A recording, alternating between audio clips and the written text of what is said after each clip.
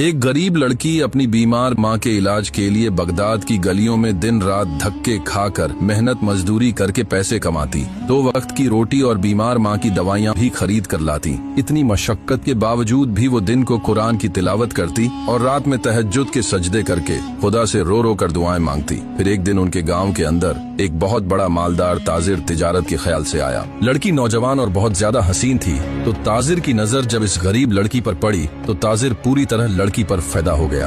उसने गांव वालों से लड़की के बारे में पूछ-गछ करके उसकी मां के पास पैगाम भिजवाया कि मैं तुम्हारी बेटी के साथ शादी करना चाहता हूं। बदले में तुम्हें इतना माल और दौलत दूंगा कि तुम पूरी जिंदगी आराम से अपना गुजारा कर सकोगी। मां बहुत खुश हुई क्योंकि वो जानती थी कि उसकी मौत करीब है।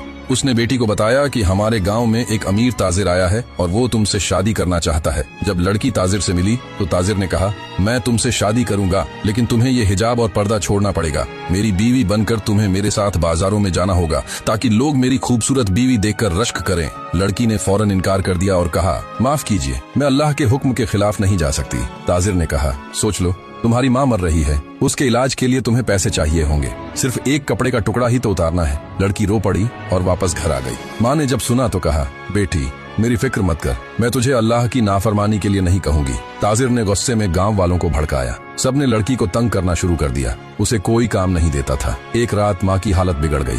बेटी रोने लगी, या अल्लाह मेरी माँ को बचा ले। माँ ने हाथ पकड़ा, बेटी अल्लाह से दुआ मांग कि मुझे जन्नत अता करे। तूने मेरे लिए अल्लाह का हुक्म नहीं तोड़ा, यही मेरे लिए बहुत बड़ी खुशी की बात है। इसी रात माँ ने दम तोड़ दिया। लड़की बिल्कुल अकेली रह गई। ताजिर सुबह फिर आया और कहने लगा, तुम्हारी माँ भी मर गई, अब तुम बिल्कुल अकेली हो गई। मेरी शर्त मान लो वरना भूखी मर जाओगी। लड़की ने जवाब दिया, मैं भूखी मर जाऊंगी लेकिन अल्लाह का हुक्म नहीं तोड़ूंगी। लड़की मेहनत मजदूरी करती, भूखी रहती, लेकिन अपने ईमान पर डटी रहती।